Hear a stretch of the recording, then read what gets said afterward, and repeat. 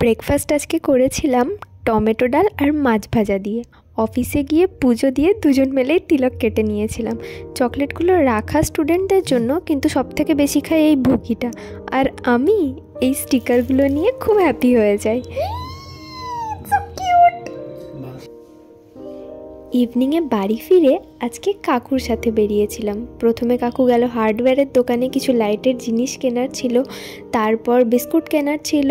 তো এটা কাকুর বন্ধুর দোকান ছিল। কাকু দাঁড়িয়ে গল্প করছিল, আমি দেখলাম রাস্তার ওপারে একটা ঠাকুর বিসর্জন হবে।